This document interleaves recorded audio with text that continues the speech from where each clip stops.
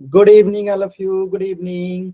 तो जैसा गुड कि आप इवनिंग। सभी बच्चों को पता है कि हम लोग कक्षा 10 का जो है विषय गणित पढ़ रहे थे, और इसमें जो है हमने लास्ट क्लास में चैप्टर 1 जो है पढ़ाई कर रहे थे 10th क्लास का, वास्तविक संख्या रियल नंबर। और इसमें हमने लास्ट क्लास में जो है परिमेय संख्या और अपरिमेय संख्या को पहचानना सीखा था और थोड़ा सा प्रूफ सीखा था।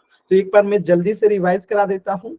परिमेय संख्या क्या होती है? ऐसी संख्या जिसे हम p बटा q के रूप में लिख सकते हो, पहली शर्त। दूसरी शर्त क्या होनी चाहिए कि p और q जो है क्या होना चाहिए? पूर्णांक होना चाहिए, ठीक है।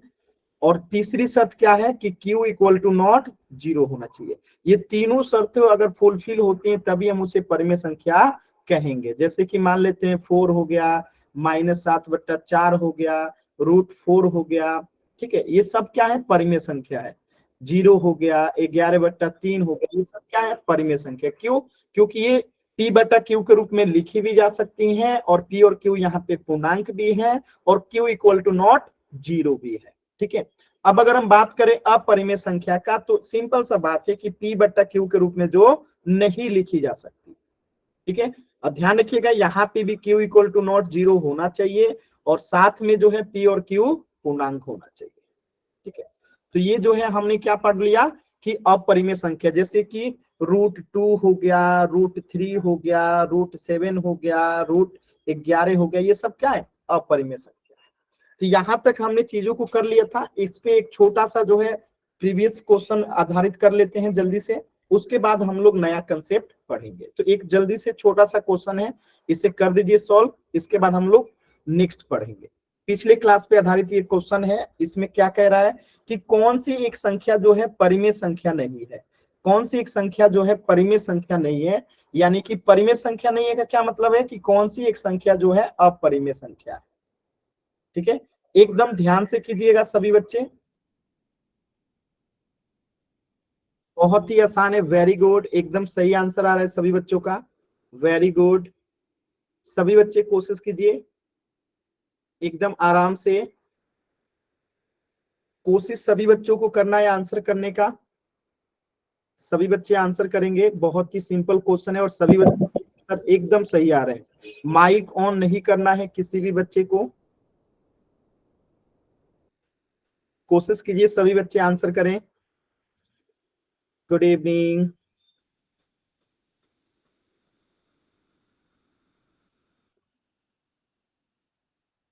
कोशिश कीजिए सभी बच्चे सही करेंगे, एकदम आराम से, अच्छे से, कोई जल्दबाजी नहीं है, एकदम आराम से करेंगे। वेरी गुड, एकदम सही उत्तर आ रहा है, वेरी गुड। अभी भी मैं देख पा रहा हूँ 3-4 बच्चों के आंसर नहीं आए हैं। सभी बच्चे आंसर करेंगे। देखिए कोशिश कीजिए, ये आप मत सोचिए कि गलत होगा कि सही होगा। देखिए सिर्फ 2 बच्चों के ही आंसर गलत हैं, बाकी सभी के आंसर सही है। यानी आप सभी को आता है, बस आप खुद पे विश्वास कीजिए और आंसर कीजिए। लास्ट के 20 सेकेंड है इस प्रश्न के लिए, लास्ट के 20 सेकेंड है, लास्ट के 20 सेकेंड सभी बच्चे आंसर करेंगे। Very good. 15 सेकेंड सभी बच्चे आंसर करेंगे।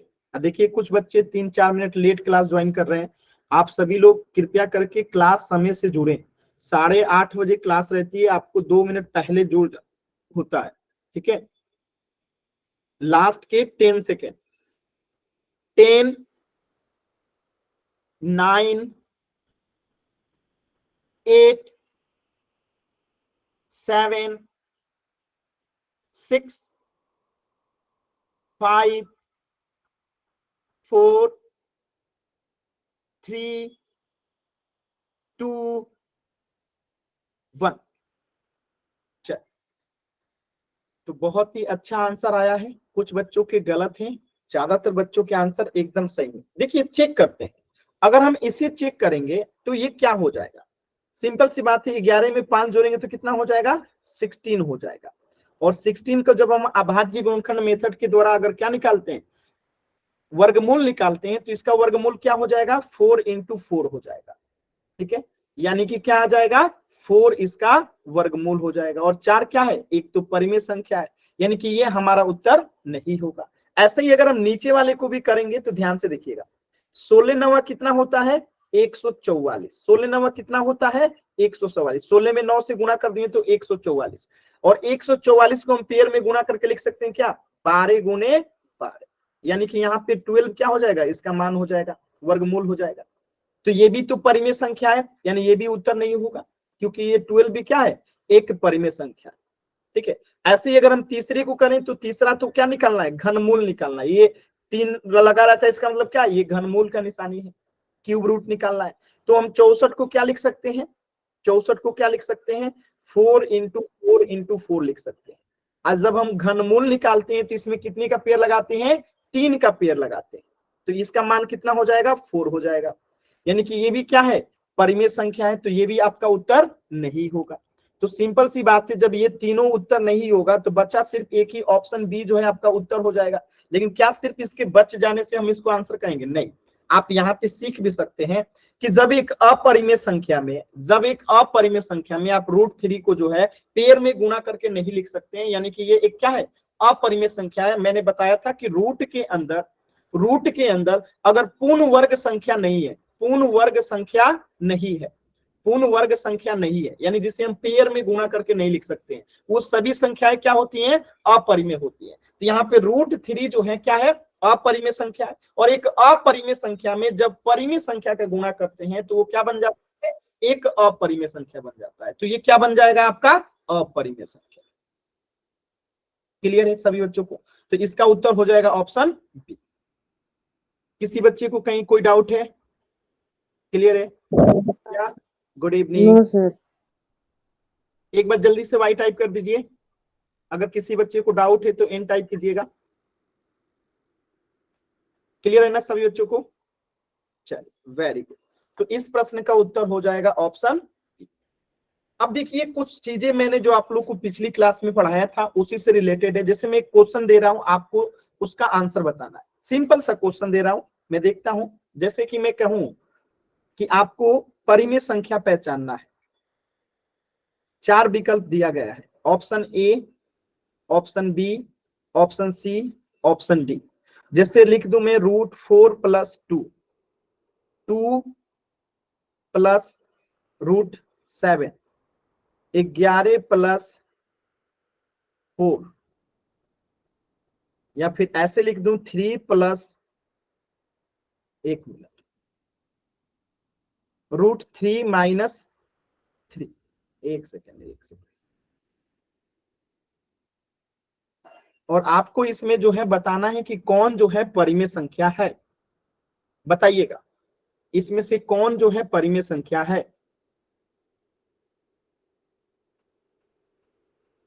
इनमें से कौन जो है परिमेय संख्या है।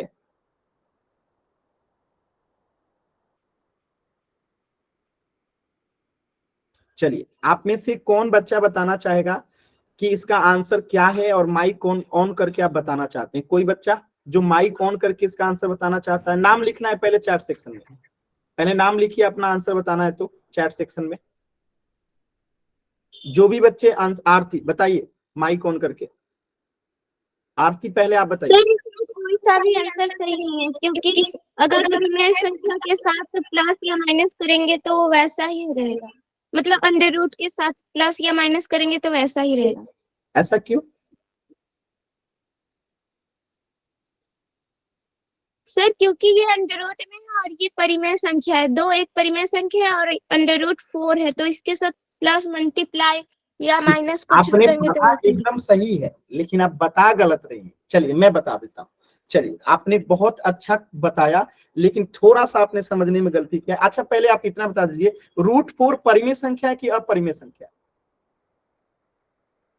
√4 परिमेय, ये तो 2 हो जाएगा इसका तो फिर खोलने तो ये पर। परिमेय संख्या है ना? यस सर, इसका तो 4 हो जाएगा, ये एक परिमेय संख्या है। तो फिर आंसर ऑप्शन ए क्यों नहीं होगा, मुझे बताइए। होगा ना? यस सर, हाँ, मैंने देखा नहीं ध्यान से। कोई बात नहीं। चलिए बाकी आपने कंसेप्ट बहुत अच्छा बताया, मैं उसको एक बार रिपीट कर देता हूं। आप लोग को लास्ट क्लास में ही मैंने क्या बताया था, मैंने बताया था कि जब एक परिमेय संख्या में, ठीक है, एक परिमेय संख्या जोड़ते हैं या घटाते हैं, ध्यान रखिएगा, जब एक परिमेय संख्या में एक परिमेय संख्या जोड़ते हैं या घटाते हैं तो वो हमेशा क्या होता है, एक परिमेय संख्या होता है। अब इसको एग्जाम्पल भी देख लीजिएगा, एक परिमेय संख्या में कुछ भी परिमेय संख्या जोड़ेंगे या घटाएंगे वो परिमेय संख्या होगा। जैसे मैं लिख दूं -11/3 और इसमें मैं जोड़ दूं 1/3, तो ये पहला भी क्या है, ये पहला भी परिमेय संख्या है और ये दूसरा भी परिमेय संख्या है। यानी दो परिमेय संख्या को जोड़ रहे हैं तो ये भी क्या आएगा, परिमेय संख्या ही आएगा, आएगा ना। ऐसे ही मैं कहूं √3, तो ये तो एक मिनट √3 नहीं, एक सेकेंड। अगर मैं यहां लिख दूं 5 - √4, तो आप बताइए √4 जो है, आप सभी बच्चों को पता है कि रूट के अंदर अगर एक पूर्ण वर्ग संख्या होता है तो वो क्या होता है, परिमेय संख्या होता है। तो यहाँ पे 5 एक परिमेय संख्या है और √4 भी एक परिमेय संख्या है। तो एक परिमेय संख्या में से एक परिमेय संख्या जाएगा तब भी क्या आएगा, परिमेय संख्या ही आएगा। या फिर मैं 5 + √4 लिखूं तब भी ये क्या आएगा, परिमेय संख्या ही आएगा। या फिर मैं इसी को ऐसे लिख दूं √4 - 5 लिख दूं या √4 + 5 लिख दूं, हर कंडीशन में ये क्या आएगा, परिमेय संख्या ही आएगा। बताइए आ रहा है, सभी बच्चे बताइएगा, ये सभी बच्चों को क्लियर है कि अगर एक परिमेय संख्या में एक परिमेय संख्या को जोड़ें या एक परिमेय संख्या में से एक परिमेय संख्या घटाएं, दोनों ही कंडीशन में हमेशा एक परिमेय संख्या ही मिलता है। इसलिए मैंने इतने सारे एग्जांपल लिए, ये भी एक परिमेय संख्या है और ये भी एक परिमेय संख्या, जोड़िएगा तो परिमेय संख्या आएगा। 5 भी एक परिमेय संख्या, √4 भी एक परिमेय संख्या है, घटाइएगा तो परिमेय संख्या आएगा। 5 भी परिमेय संख्या है और √4 भी परिमेय संख्या है, जोड़िएगा तो परिमेय संख्या। √4 भी परिमेय संख्या है, -5 भी परिमेय संख्या है, घटाइएगा तो परिमेय संख्या। √4 भी परिमेय संख्या, जोड़िएगा तो परिमेय संख्या। तो ये नियम हमेशा, पहला नियम क्या कहता है कि एक परिमेय संख्या में एक दूसरी परिमेय संख्या को जोड़ें या घटाएं, हमेशा परिमेय संख्या होता है। क्या ये सभी बच्चों को बातें याद हो गई? एक बार जल्दी से, ये एक रूल कहता है। एक दूसरा रूल भी कहता है, मैं इसे मिटा देता हूं, 3 रूल है, तीनों को पढ़ लेते हैं। ठीक है, ये पहला रूल था। एक और रूल है, ध्यान से देखिएगा। ये दूसरा रूल क्या कहता है कि जब एक परिमेय संख्या हो, एक क्या हो, परिमेय संख्या हो, और इसमें अगर एक अपरिमेय संख्या जोड़ें या घटाएं, ध्यान से याद रखिएगा, अपरिमेय संख्या को जोड़ें या घटाएं, ये हमेशा अपरिमेय होगा। अब इसकी एग्जांपल समझिएगा। जैसे कि मैं यहां लिखता हूं 5, परिमेय संख्या है, और इसमें मैं अगर जोड़ दूं √2 को, तो जो आएगा ना वो हमेशा अपरिमेय ही होगा। क्यों? क्योंकि √2 अपरिमेय है और 5 परिमेय है, और मैंने क्या लिखा है कि एक परिमेय में एक अपरिमेय जोड़ते हैं तो हमेशा अपरिमेय आता है। या फिर मैं इसको ऐसे लिख दूं √2 + 3 लिख दूं, तो √2 यहाँ पे अपरिमेय है और 3 यहाँ पे परिमेय है, तब भी क्या आएगा, परिमेय अपरिमेय ही आएगा। क्योंकि आपको भी पता है 3 में 5 जोड़िए या 5 में 3 जोड़िए, बात तो एक ही है, बात तो एक ही है, इसका भी मान 8, इसका भी मान 8, यानी 5 में √2 जोड़िए या √2 में 3 जोड़िए, बात तो एक ही है। यहाँ पे मैं 5 कर दूं तो और बेहतर आपको समझ में आएगा।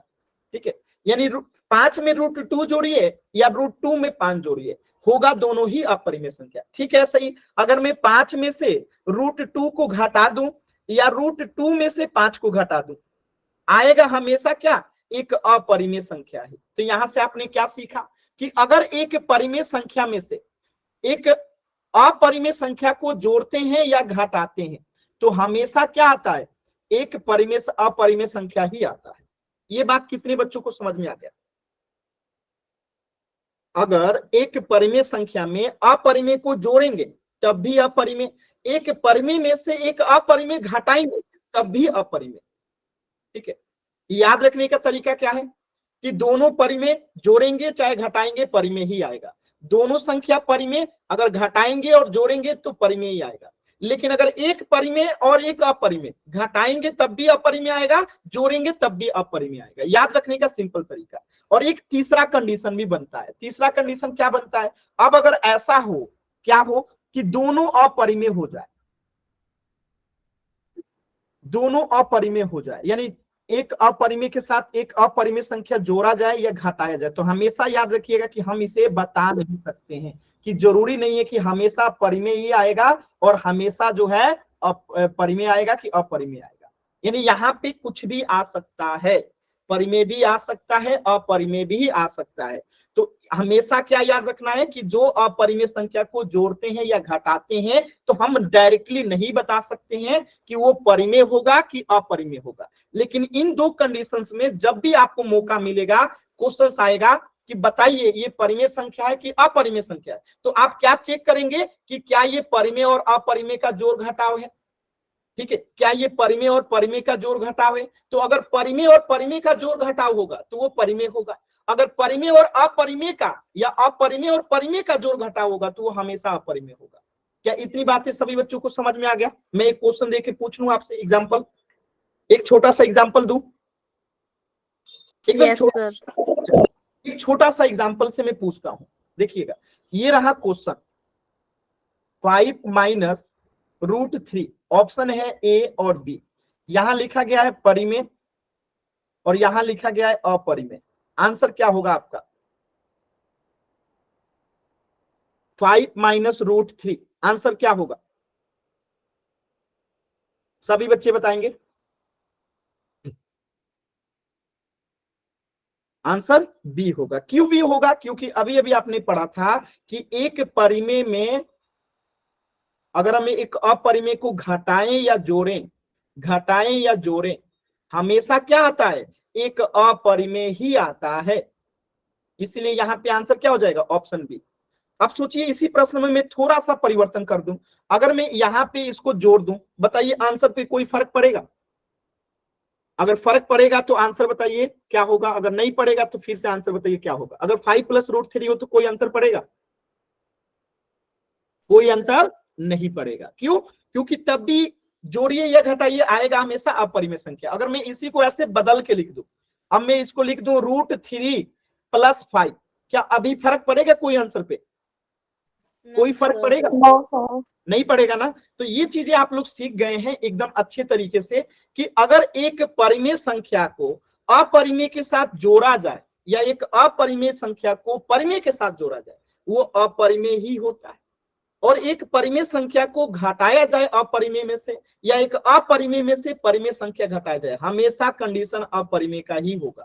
अभी हम इसका प्रूफ भी देखेंगे, यानी हम इसे साबित भी करेंगे कि आखिर ऐसा क्यों होता है।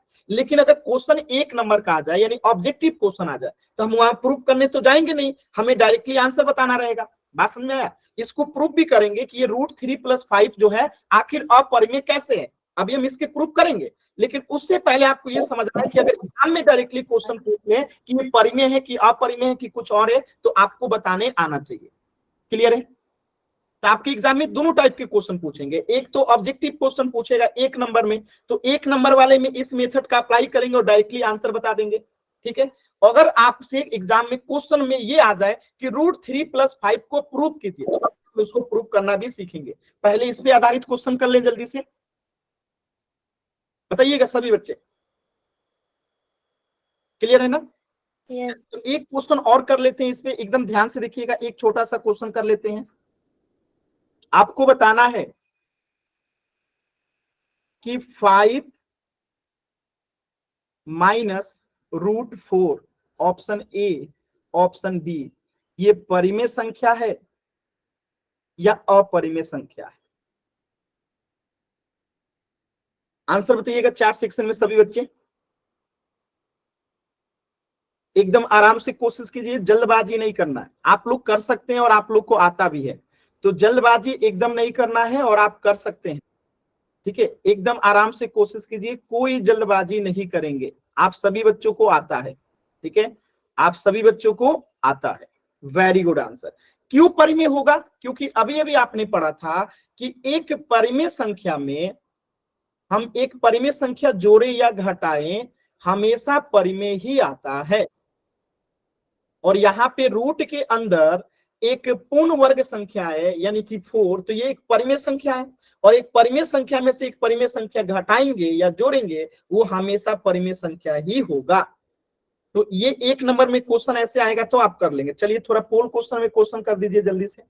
ये आपके सामने, अच्छा ये तो पुराना क्वेश्चन है, ये आप लोग हो गया था, सॉरी ये गलती से आ गया है, इसको करा दिया था। ये कीजिए क्वेश्चन नंबर 28, क्वेश्चन नंबर 28 कीजिएगा, क्वेश्चन नंबर 28 एकदम ध्यान से कीजिएगा। आपको बताना है कि रूट ए जो है एक परिमेय संख्या है, तो इसमें से -5 करेंगे तो क्या आएगा, एकदम ध्यान से बताइएगा। अभी अभी आपने इस कंसेप्ट को पढ़ा था कि अगर रूट ए जो है एक अपरिमेय संख्या है, ठीक है, रूट ए -5, अगर ये जो है क्या है, एक परिमेय संख्या है, तो ये इसका मान, ये पूरा संख्या क्या होगा, पोल सेक्शन में आंसर बताना है। देखिए जल्दबाजी में आंसर कर रहे हैं कुछ बच्चे, ध्यान से समझिए। रूट ए एक परिमेय संख्या, और 5 तो आपको दिख ही रहा है कि कौन सी संख्या है, 5 तो परिमेय संख्या आपको खुद ही दिख रहा है। आंसर बताइए आराम से, एक परिमेय संख्या में से एक परिमेय संख्या घटाएंगे तो क्या आएगा, कोशिश कीजिए, एकदम आराम से आप लोग कर सकते हैं, जल्दबाजी नहीं करना है। रूट ए यहाँ पे परिमेय संख्या है और 5 आपको पता ही है कि परिमेय संख्या है, तो एक परिमेय संख्या में से एक परिमेय संख्या घटाया जा रहा है, तो आंसर क्या आएगा,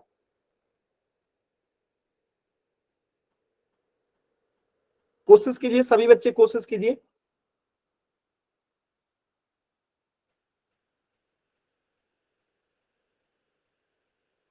अभी भी 4 बच्चों के आंसर नहीं आए, सभी बच्चे कोशिश करेंगे, बहुत ही आसान सवाल है, बहुत ही आसानी से आप कर भी सकते हैं,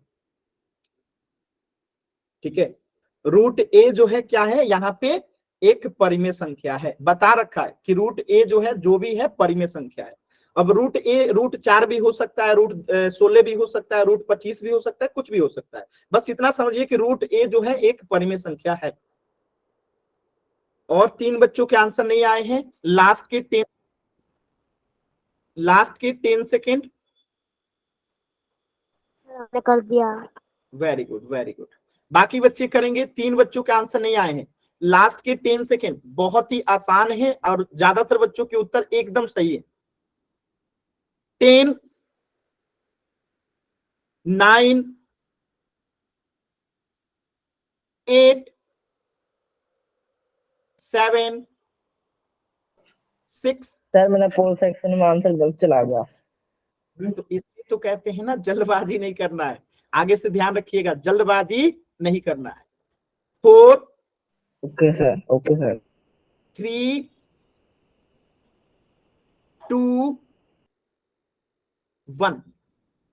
देखिए आप लोग को आते हुए भी जल्दबाजी आंसर में गलत कर दिए ना, इसीलिए मैं हमेशा समझाता हूं कि जल्दबाजी नहीं करना है। अभी अभी आपने यहां पढ़ा था, ध्यान से देखिएगा, मैं आपको दिखा रहा हूं जो आपने पढ़ा था कि परिमेय संख्या में कुछ भी जोड़ेंगे एक परिमेय संख्या या घटाएंगे वो परिमेय ही आता है। तो यहाँ पे आप क्वेश्चन में देखिएगा ध्यान से, यहाँ पे कह रहा है कि एक परिमेय संख्या है, तो ये परिमेय संख्या यहाँ लिख देते हैं। और आप बताइए √5 भी एक परिमेय संख्या है, तो एक परिमेय संख्या में से एक परिमेय संख्या घटाएंगे तो परिमेय ही आएगा ना, आपने अभी अभी पढ़ा था। तो इस प्रश्न का उत्तर क्या होगा, ऑप्शन ए। बताइए किसी भी बच्चे को कहीं पे भी डाउट है, एन टाइप कीजिए, क्लियर है तो वाई टाइप कीजिए। किसी भी बच्चे को कहीं पे भी डाउट है, एन टाइप कीजिए, क्लियर है तो वाई टाइप कीजिए। आप माइक ऑन करके भी पूछ सकते हैं अगर किसी बच्चे को डाउट है, आसान है। चलिए, तो इस प्रश्न का उत्तर हो जाएगा ऑप्शन ए, परिमेय संख्या। एक क्वेश्चन और करते हैं, और इस बार जल्दबाजी मत कीजिएगा, एकदम आराम से कीजिएगा। और देखिए ये आपके यूपी बोर्ड में, सॉरी आपके बोर्ड एग्जाम में जो है पूछा गया है, ठीक है। तो जल्दबाजी मत कीजिएगा, आपके बोर्ड एग्जाम का ये क्वेश्चन है, आपको यहाँ से पहचानना है कि कौन सी एक अपरिमेय संख्या है, और आपको ये पहचानने आता है, आप पढ़ चुके हैं। तो एकदम आराम से कोशिश करना है, चारों विकल्प को ध्यान से देखिए और फिर आंसर कीजिए कि इसमें से कौन जो है एक अपरिमेय संख्या है। आपको आता है, पहले चारों विकल्पों को चेक तो कीजिए, ठीक है, आपको आता है, आराम से कीजिएगा, कोई जल्दबाजी नहीं, एकदम आराम से सिस्टमेटिक। देखिए एक बच्चा जल्दबाजी में गलत कर दिया, जल्दबाजी नहीं करना है, आप जल्दबाजी करोगे आंसर गलत होगा। आप समय लो, आपके बोर्ड एग्जाम में पूछा गया है 2022 में ही, इंपॉर्टेंट क्वेश्चन है, ध्यान से कीजिए। मैं समय दे रहा हूं ना, पूरे 40 सेकंड का समय, आराम से कीजिए, जल्दबाजी नहीं करना है।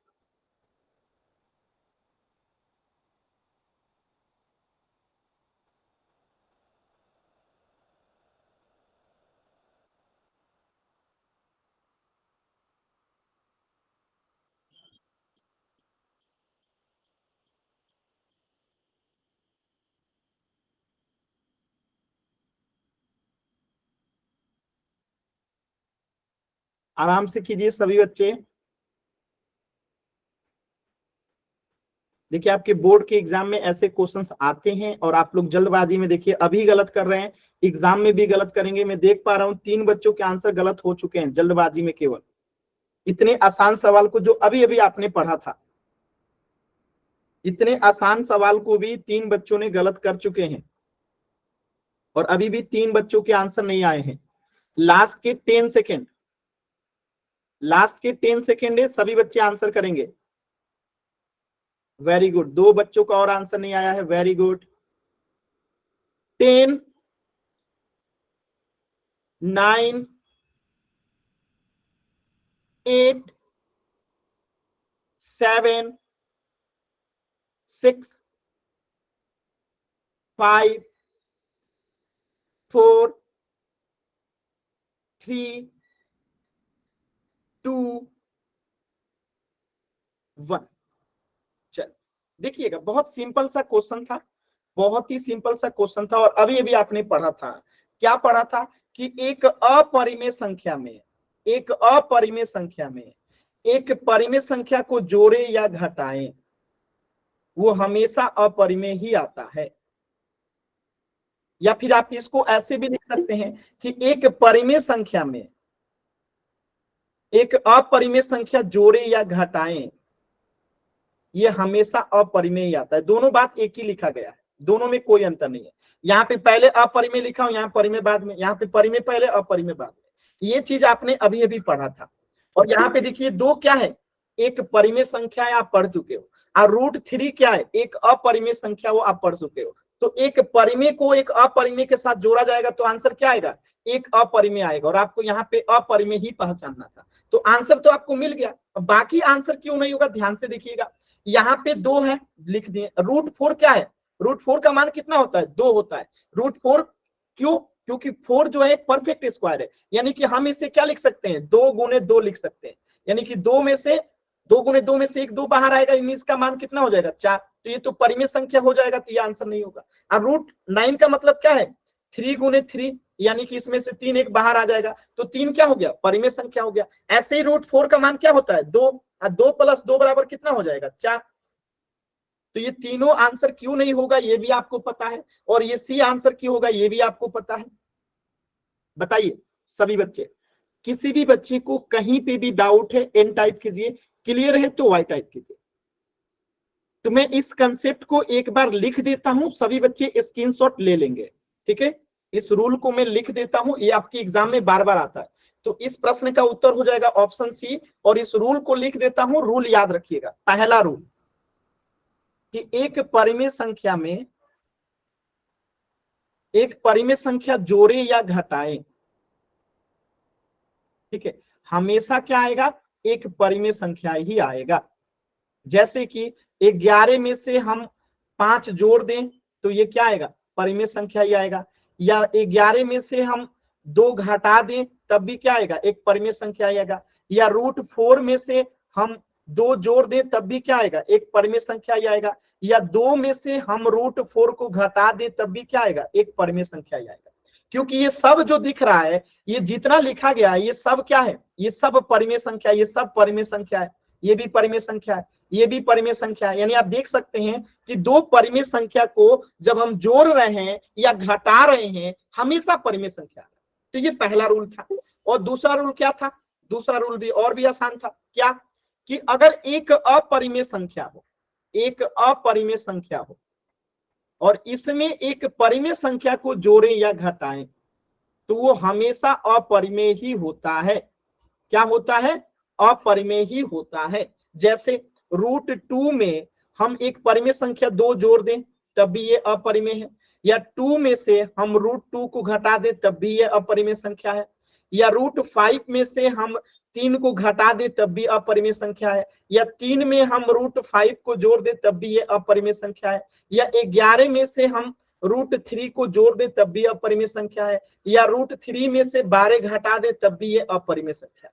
यानी आप देख सकते हैं कि जब एक अपरिमेय में से एक परिमेय घटाया जा रहा है या जोड़ा जा रहा है, अपरिमेय आ रहा है, या एक परिमेय में से एक अपरिमेय को घटाया जा रहा है या जोड़ा जा रहा है, वो अपरिमेय ही आ रहा है। क्यों, यहाँ पे आप देखिए ये अपरिमेय है तो ये परिमेय है, ये परिमेय है तो ये अपरिमेय है, ये अपरिमेय है तो ये परिमेय है, ये परिमेय है तो ये अपरिमेय है, ये परिमेय है तो ये अपरिमेय है, ये अपरिमेय है तो ये परिमेय है। तो एक अपरिमेय और परिमेय का कभी भी जोड़ घटाव होगा वो हमेशा अपरिमेय होगा। ये दो रूल अगर आप याद रखते हैं ना तो आपके एग्जाम में आने वाले लगभग सारे सवाल आपको बन जाएंगे। याद रहेगा ये दो रूल सभी बच्चों को? एक बार जल्दी यस सर। एक बार सभी बच्चे व्हाइट, इसका स्क्रीनशॉट रखिएगा हमेशा याद रखने के लिए, ठीक है? चल, तो अब हम सीखते हैं। तो ये तो हो गए पोल के क्वेश्चन। लास्ट क्लास में आपने इसका प्रूफ सीखा था, ये समझ में आ गया था? अगला प्रूफ बता दूं कि इसे ही बता दूं? थोड़ा सा टेक्निकल इशू आ गया था, इसका प्रूफ बता दूं, ये प्रूफ करने के लिए आता है। इससे पोल में क्वेश्चन नहीं आएंगे, इससे प्रूफ आएगा। तो इस प्रूफ को बता दूं कि अगला क्वेश्चन बता दूं जो होमवर्क में दिया था? बताइएगा, √5 बताऊं कि √2 बताऊं? जो आप लोग कहिएगा वही बताऊंगा, दोनों एक ही तरीके से सॉल्व होगा। सर √2 बता दो। √2 बता देता हूं, चलिए ध्यान से समझिएगा। तो मैंने बताया था कि यहाँ पे हम किस नियम का उपयोग करते हैं? विरोधाभास नियम का। विरोधाभास नियम का। कौन सा नियम का? विरोधाभास नियम का। और ये विरोधाभास नियम क्या होता है? तो मैंने एक एग्जांपल से आपको समझाया था क्या, कि जैसे मैं आपसे पूछूं कि आज वेडनेसडे है कि नहीं है, तो कुछ बच्चे कहेंगे कि यस आज वेडनेसडे है, कुछ बच्चे कहेंगे कि नहीं है। तो जो बच्चे कहेंगे कि यस, तो यानी नो वाले गलत हो जाएंगे क्योंकि आज वेडनेसडे है, ठीक है? तो विरोधाभास नियम ये कहता है कि हम जो मानते हैं अगर वो गलत हो गया, जो हम मानेंगे अगर वो गलत हो गया तो उसका उल्टा सही हो जाएगा। बात समझे? तो विरोधाभास नियम में जो हमें प्रूफ करना होता है ना, हम उसके उल्टा मान लेते हैं। क्या मान लेते हैं? उल्टा मान लेते हैं। तो √2 एक अपरिमेय संख्या आपको साबित करना है, तो हम यहाँ पे मान लेंगे कि √2 क्या है? √2 जो है एक परिमेय संख्या है। क्या मान लेंगे? कि एक परिमेय संख्या है, एक परिमेय संख्या है। क्लियर है सभी बच्चों को? हमने क्या मान लिया कि √2 जो है, यहाँ लिख लीजिएगा, माना, ठीक है, कि माना कि √2 एक परिमेय संख्या है। और जब ये परिमेय संख्या है तो सिंपल सी बात है, हम √2 को क्या लिख सकते हैं? P/Q के रूप में लिख सकते हैं। और यहाँ पे आपको ध्यान क्या देना है कि ये P और Q क्या होगा? सहअभाज्य संख्या होगा, यानी कि पूर्णांक होगा। सहअभाज्य संख्या तो पूर्णांक ही होता है ना, सहअभाज्य संख्या होगा। सहअभाज्य संख्या का मतलब क्या है कि HCF यहाँ पे 1 होता है। HCF यहाँ पे 1 होता है, यानी कि सार्वगुणनखंड 1 होता है। क्या ये सभी बच्चों को बात क्लियर है? सार्वगुणनखंड 1 होता है। क्या ये यस सर। एक एग्जांपल से समझ लें, जैसे मैं लिखूं 3 और 5, तो ये क्या है? सहअभाज्य संख्या। क्यों? क्योंकि इनके बीच में जो सार्वगुणनखंड है वो 1 है। और जब सार्वगुणनखंड 1 है तो HCF भी 1 होगा, ठीक है? तो अगर 3/5 में लिख दो तो ये क्या होगा? एक परिमेय संख्या होगा, और ये सहअभाज्य संख्या है। अब आपके मन में ये भी ख्याल आ सकता है कि सर ये सहअभाज्य संख्या ही क्यों होगा? यहाँ पे 12/16 भी तो हो सकता है, और ये तो सहअभाज्य संख्या नहीं है। कितने लोगों को ऐसा लग रहा है कि 12/16 तो सहअभाज्य संख्या नहीं है? और एकदम सही है कि 12/16 सहअभाज्य संख्या तो नहीं है, लेकिन P/Q के रूप में है। किसी को समझ में आ रहा है ना? तो ऐसा इसलिए क्योंकि जब हम इसे कटाएंगे ना, इसका जब से न्यूनतम सिंपलेस्ट फॉर्म करेंगे तो ये सहअभाज्य संख्या ही हो जाएगा।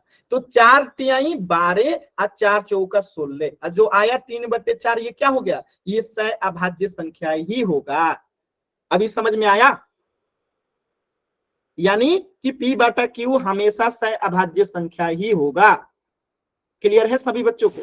सर इंग्लिश में भी बता दो एक बार। को प्राइम नंबर, सहअभाज्य संख्या को कहते हैं को प्राइम नंबर, और सार्वगुणनखंड को कहते हैं कॉमन फैक्टर, ठीक है?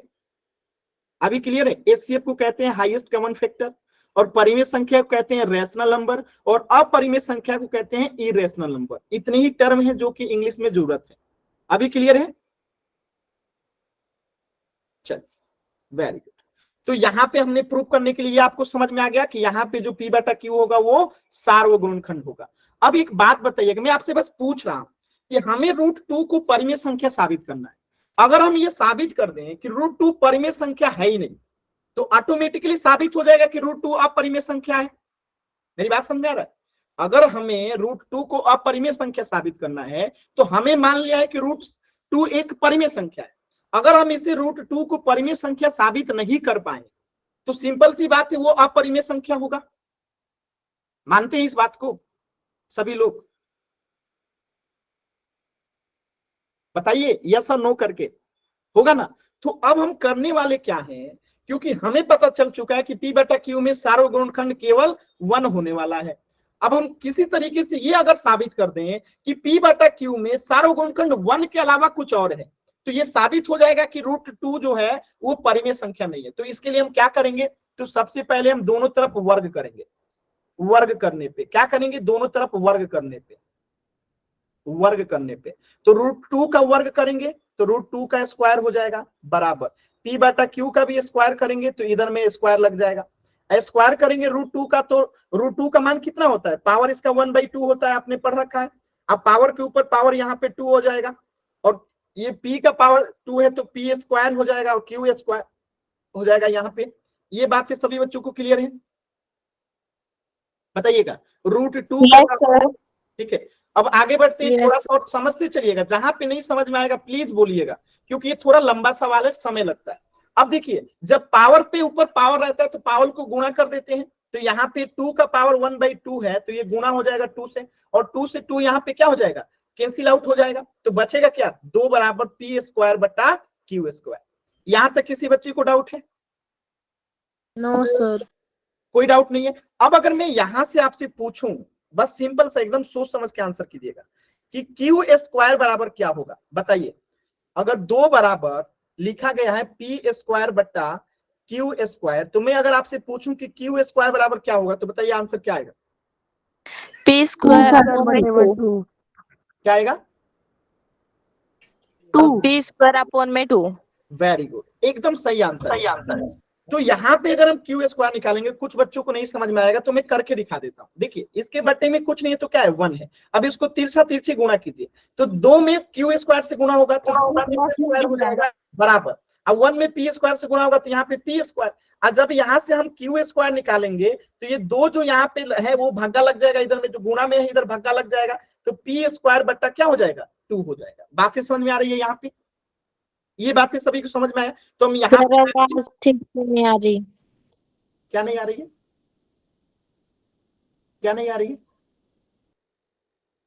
कुछ तो बोलिए। कोई दिक्कत, अगर क्लास में आवाज वगैरह नहीं आ रही है तो आप क्लास को रिज्वाइन कर लीजिए, ठीक है। हाँ सर, ये एक बार दोबारा समझा दो, समझ नहीं आया। मैं दोबारा तो तब समझाऊं जब एक बार पूरा आप लोग समझा देने देंगे, ठीक है। अभी मैंने क्या ही समझाया और आपने कहा दोबारा समझा दीजिए। चलिए ठीक है, मैं दोबारा से समझा देता हूँ, चलिए कोई बात नहीं। आप माइक ऑन करोगे एक बार, जिन्होंने कहा, ठीक है। आप मुझे एक बात बताइए, अगर कोई संख्या परिमेय संख्या होती है तो क्या हम उसे पी बटा क्यू के रूप में लिख सकते हैं? Yes sir. लिख सकते हैं ना।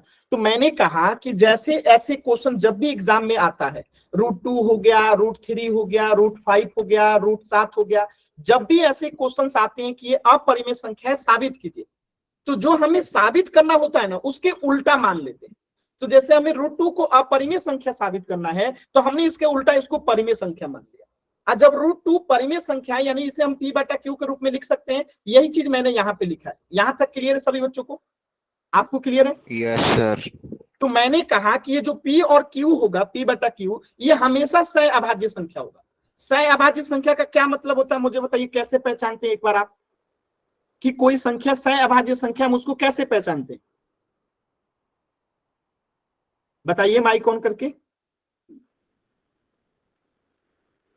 देखिए एचसीएफ निकाल कर, एचसीएफ निकाल, तो एचसीएफ कितना आएगा तो हम उसे कहेंगे कि ये सह अभाज्य संख्या है, 1। तो यही चीज मैंने यहां लिखा है कि p बटा q अगर सह अभाज्य संख्या है तो उसका एचसीएफ 1 होगा, यानी कि सार्वगुणनखंड यानी इन दोनों में कॉमन फैक्टर 1 होगा। यहां तक समझ में आया? Yes sir. ठीक है। अब मैंने कहा इसी को साबित करने के लिए कि दोनों को वर्ग कर दें, दोनों तरफ वर्ग कर दें, यानी दोनों तरफ स्क्वायर कर दें। तो इसको भी स्क्वायर कर दिया मैंने, देखिए इधर मैंने लिखा है वर्ग करने पे, और इसको भी मैंने स्क्वायर कर दिया, देखिए यहाँ पे स्क्वायर कर दिया इसको भी। तो इसे सॉल्व करेंगे हम लोग तो ये आपके सामने आया है, मैंने इतनी चीज अभी बताया है, ठीक है। इसको सॉल्व करेंगे स्क्वायर करने पे, वर्ग करने पे, तो आपके सामने ये सारी चीजें आई हैं। मैं दोबारा से इसको वर्ग करके दिखाता हूं, ठीक है। इसको वर्ग करने पे क्या कर रहे हैं हम लोग, यहाँ पे वर्ग कर रहे हैं। तो √2 का अगर मैं बाहर निकालूंगा तो इसका क्या मतलब है, 2 का पावर 1/2 पढ़े थे आप। अगर √2 का मान क्या होता है, अगर √2 है तो इसका मान क्या है, 2 का पावर 1/2। अगर √4 है तो इसका मतलब क्या है, 4 का पावर 1/2। अगर √5 है इसका मतलब क्या है, 5 का पावर 1/2। यही होता है ना, मतलब पहले पढ़ा चुका हूं पिछले क्लास में, ठीक है। तो यहाँ पे √2 का, तो इसका मतलब हुआ रूट का पावर 1/2 और इसके ऊपर फिर से 2 पावर है। अब बराबर p² यहाँ पे आ जाएगा और नीचे में q² आ जाएगा। बताइएगा, यहां तक किसी बच्चे को डाउट है तो एन टाइप कीजिए या माइक ऑन करके बोलिए। क्लियर है ना यहां तक। अब देखिए यहाँ पे यस जब सर क्लियर है। पावर के ऊपर जब पावर होता है ना तो पावर को गुणा कर देते हैं। यहाँ पे देखिए पावर के ऊपर पावर है तो 1/2 जो है इसमें गुणा हो जाएगा 2 से, और जब ये 1/2 से गुणा होगा 2 से तो ये 2 से 2 कट जाएगा, ठीक है। और इधर में तो p² है ही, यानी कि यहां से हमारा आंसर क्या आ गया, आंसर क्या आ गया कि 2 बराबर आ गया p²/q²। यहां तक क्लियर है किसी सभी बच्चों को। Yes sir. अब देखिए आगे मैं और सॉल्व करता हूं, आप लोग बस करते चलिएगा। अब मैंने कहा इसको तिरछा तिरछी गुणा कीजिए, तो यहाँ पे अगर तिरछा तिरछी गुणा कीजिएगा तो आएगा 2q² बराबर p² आएगा। Yes sir. इसको इधर से गुणा करेंगे, इसको इधर से गुणा करेंगे तो 2q² बराबर p² आएगा। अब मैंने कहा कि यहां से अगर q² बराबर अगर हम निकालेंगे तो क्या आएगा, p²/2 आएगा। आएगा यस सर। Yes sir. यहां तक किसी बच्चे को डाउट है तो नीचे भाग में आ जाएगा। हाँ ये समझ में आ गया ना यहाँ तक। यहाँ तक सभी बच्चों को क्लियर है ना। अगर किसी भी बच्चे को डाउट है तो एन टाइप कीजिए या माइक ऑन करके पूछ लीजिए, क्योंकि यहाँ तक समझ में आ गया तो बस प्रूफ हो जाएगा, बहुत आसानी है। यहीं तक मेन चीज था जो आपको समझना था। हो गया सर। ठीक है, अब माइक म्यूट कर लीजिए और मैं जो बता रहा हूं उसको ध्यान से समझिएगा। तो आपको मैंने एक प्रमेय पढ़ाया था 1.3, याद है, यानी थ्योरम 1.3 याद आ रहा है। Yes sir. और ये प्रमेय क्या कहता है, ये प्रमेय कहता है कि यदि कोई अभाज्य संख्या, जैसे यदि कोई अभाज्य संख्या यानी कि p, यदि कोई अभाज्य संख्या किसी अभाज्य संख्या से विभाज्य है, यानी कि p जो है अगर कोई अभाज्य संख्या है जैसे कि 2 या 3 से अगर विभाज्य है, यानी कि p एक अभाज्य संख्या है, अगर वो 2 या 3 यानी कि अभाज्य संख्या से विभाजित है तो ये p² जो होगा, ठीक है, यानी कि इसका वर्गमूल जो होगा, ठीक है, इसका जो वर्गमूल होगा, ठीक है, या वर्ग कहिए, ये भी जो होगा 2 या 3 से क्या होगा, विभाजित होगा। या फिर आप ऐसे नहीं कह सकते हैं तो इसको डायरेक्टली समझते हैं, रुक जाइए आपको ज्यादा इससे परेशानी हो जाएगा। आप ऐसे लिख सकते हैं कि अगर a² मैं आपसे कहूं कि 2 से विभाज्य है, ठीक है, तो a भी जो होगा 2 से विभाज्य होगा। ये प्रमेय आपने पढ़ा था, याद आ रहा है 1.3। Yes sir. कितने बच्चों को याद है कि अगर a² 2 से विभाज्य है तो a भी 2 से विभाज्य होगा। ये प्रमेय सभी बच्चों को याद है, हमने पढ़ा था। कहिएगा तो मैं दिखा भी दूंगा। अच्छा रुकिए, मैं एक बार ये प्रमेय आपको दिखा भी देता हूं ताकि कुछ बच्चों को डाउट्स जो है क्लियर हो जाए। एक सेकंड रुक जाइए, मैं आपको प्रमेय दिखाने का कोशिश करता हूं। हाँ ये रहा, देखिए ये प्रमेय आपने पढ़ा था, याद आ रहा है कि मान लीजिए p एक अभाज्य संख्या है और यदि p a² को विभाजित करता है, यानी कि p जो है a² को विभाजित करता है, तो p जो है a² के वर्गमूल यानी a को विभाजित करेगा। यानी इसका मतलब सिंपल सा लिख रहा हूं मैं कि अगर a² 2 से विभाजित है तो ये जो वर्गमूल होगा a² ये भी 2 से विभाजित होगा, और a² का वर्गमूल यानी कि a होगा, यानी कि a भी क्या होगा, 2 से विभाजित होगा। बात समझ में आ रहा है। या फिर इसको ऐसे भी समझिए ना जी, आप लोग ऐसे समझिए कि अगर मैं कहूं का 9 का स्क्वायर जो है अगर 3 से विभाजित है तो 9 भी 3 से विभाजित होगा। ये यही प्रमेय करता है। अभी क्लियर है, अभी क्लियर है। ये प्रमेय 1.3 कहता है कि अगर p एक अभाज्य संख्या है और वो a² को विभाजित करता है तो p जो है वो a² के वर्गमूल a को भी विभाजित करेगा, जो आपके सामने लिखा गया है, ठीक है। तो इसी प्रमेय से हम यहाँ पे ये साबित कर देंगे। कहाँ गया, कहाँ पे थे हम लोग, यहाँ पे थे, एक सेकेंड, कहाँ पे थे जी, यहाँ पे थे, ये हो गया था ना, कहाँ गया जी जो हम बता रहे थे, एक सेकेंड रुक जाइए। जो हम बता रहे थे वो कहाँ गया, ये रहा, ये रहा, ठीक है। देखिएगा, तो इसी परमे से हम यहां लिख देंगे ये, ठीक है। अब परमे आपको समझ में आ गया, तो यहां पे हम लिख सकते हैं कि पी स्क्वायर जो है, देखिए ये जो पी स्क्वायर है वो 2 से विभाज्य है, पी स्क्वायर 2 से विभाज्य दिख रहा है आपको,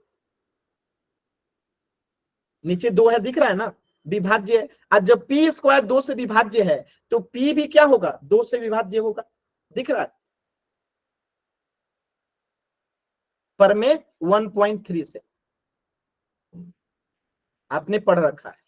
और यही तो है यहाँ पे, पी स्क्वायर अगर 2 से विभाज्य है तो पी भी 2 से विभाज्य होगा, परमे कौन सा 1.3 से। यहां से कुछ किसी बच्चे को कोई डाउट है?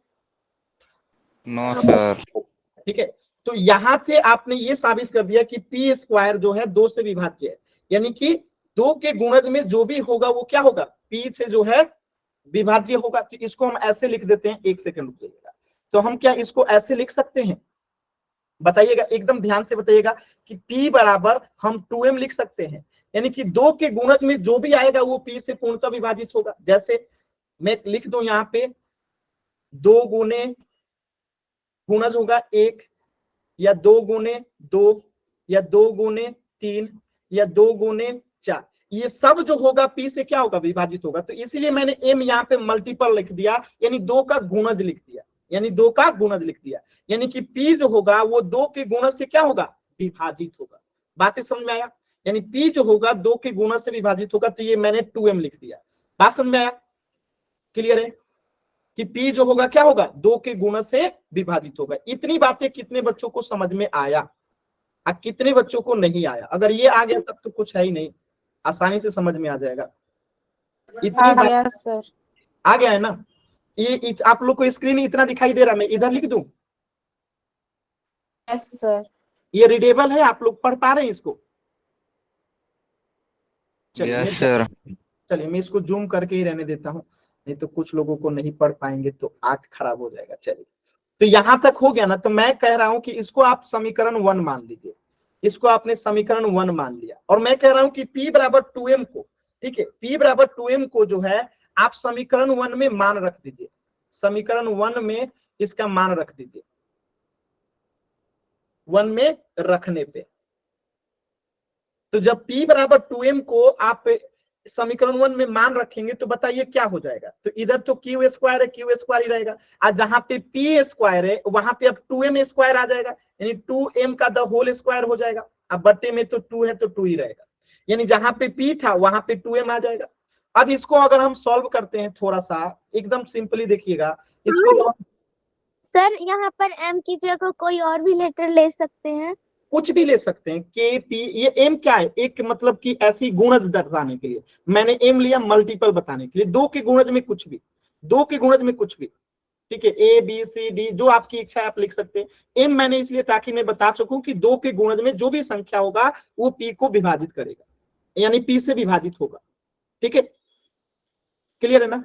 अब देखिए, तो आपने यहाँ पे समीकरण 1 में P बराबर 2m को रखा तो ये आ गया। अब इसे सॉल्व कीजिए आप लोग, तो क्यू स्क्वायर तो इधर ही रहेगा, और 2 का स्क्वायर करेंगे तो 4, और m का स्क्वायर करेंगे तो m स्क्वायर, अब बट्टे में 2। अब ये 2 से 4 कट जाएगा, 2 से 4 कट जाएगा 2 बार में, यानी कि यहाँ पे आप देखेंगे कि क्यू स्क्वायर बराबर क्या आ गया, 2m स्क्वायर आ गया, 2m स्क्वायर आ गया। और मैं यहां से पूछूं कि m स्क्वायर बराबर क्या होगा, कोई बच्चा बताइए, m स्क्वायर बराबर क्या होगा? m स्क्वायर बराबर क्यू स्क्वायर अपॉन में 2। वेरी गुड, तो क्यू स्क्वायर बट्टा में 2 आ जाएगा। यहां तक कितने बच्चों को समझ में आ गया? सभी बच्चे एक बार बताएंगे, यहां तक कितने बच्चों को समझ में आ गया? क्लियर है ना सभी बच्चों को? चलिए वेरी गुड, अब आगे बढ़ते हैं, थोड़ा सा और आगे बढ़ते हैं, बस थोड़ा सा और है। तो यहां से फिर हम परमे लिखेंगे, परमे 1.3, परमे 1.3 से जब ये 2 से क्यू स्क्वायर विभाजित है, यानी क्यू स्क्वायर जो है यहाँ पे आप देख सकते हैं कि क्यू स्क्वायर जो है क्या है, 2 से पूर्णतः विभाजित है, यानी 2 से विभाज्य है, आपको दिख रहा है ना इधर, ठीक है। तो क्यू स्क्वायर 2 से विभाज्य है, इसीलिए क्यू भी 2 से विभाज्य होगा, होगा होगा ना जी, ये परमे 1.3 यही तो कहता है तो ये हो गया समीकरण संख्या 2 और एक आपने माना था समीकरण संख्या 1 यहाँ पे। तो यहाँ पे आप ध्यान से देखिएगा दोनों समीकरण को। तो यहाँ पे आप देखिए कि पी स्क्वायर, पी जो है 2 से विभाज्य है और यहाँ पे देखिए क्यू भी 2 से विभाज्य है, दिख रहा है। तो अगर P भी 2 से विभाज्य है और Q भी 2 से विभाज्य है, यानी कि P और Q जो है सह-अभाज्य संख्या नहीं है। साबित हो गया कि P भी 2 से विभाज्य है और Q भी 2 से विभाज्य है, यानी P और Q का सार्वगुणनखंड तो 2 हो गया ना। तो हम यहां लिखेंगे लास्ट में क्या लिखेंगे कि चूंकि P और Q, ठीक है, का सार्वगुणनखंड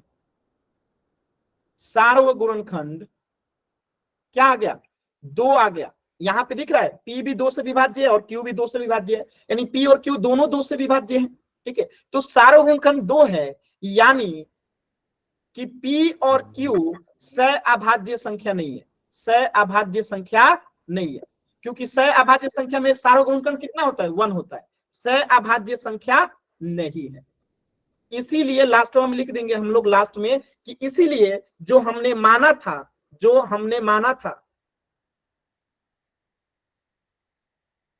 या ऐसे लिखिएगा कि जो संख्या नहीं है, तो हमारा कल्पना जो है, यानी जो हमने कल्पना किया था, माना था, हमारी कल्पना जो है क्या हो गया, गलत है। यानी कि √2 जो है क्या हो जाएगा, अपरिमेय संख्या हो जाएगा। कैसे हम लोगों ने साबित किया, कितने बच्चों को नहीं समझ में आया और कितने बच्चों को आया, ये पूरा एक साथ में यहाँ पे दिखा रहा। कितने बच्चों को नहीं आया और कितने बच्चों को आया। जिनको नहीं आया एन टाइप कीजिए, जिनको आया वाई टाइप कीजिए। मैंने इसलिए लास्ट में बताया क्योंकि ये देख रहे हैं ना, टाइम लेता है थोड़ा सा, और आपको एग्जाम में ऐसे लिख के इसको दिखाना पड़ेगा, ठीक है। सर एक बार उतार ले। हाँ उतार लीजिए, कोई दिक्कत नहीं है, मैं इसको बड़ा कर देता हूं, आप जूम करके आप उतार सकते हैं, ठीक है। इसको एक बार ले लीजिए पूरा स्क्रीनशॉट, इतना क्यों, ठीक है। मैं दुकान जा रहा हूँ ना, ठीक है, आगे नहीं आ रही। माइक म्यूट कीजिए, देखिए जो भी बच्चा माइक ऑन, ठीक है नहीं कर रहा। देखिए ऐसे माइक ऑन नहीं करना है। इसका एक बार स्क्रीनशॉट ले लीजिए। चलिए मैं और दिखा देता हूं, एक बार और नीचे वाला का स्क्रीनशॉट ले लीजिएगा, एक बार इतना का स्क्रीनशॉट ले लीजिए, ठीक है। थोड़ा सा छोटा कर देता हूं, एक बार जो है आप लोग इतना का स्क्रीनशॉट ले लीजिए। कहाँ गया, ये हो गया था ना। एक बार इतना का स्क्रीनशॉट ले लीजिए, ठीक है, और एक बार इतना का ले लीजिए। ये बहुत गलत है, इतना का, ठीक है। यहां तक आपने एक बार ले लिया था और ये सबका जो है एक साथ ले लीजिए।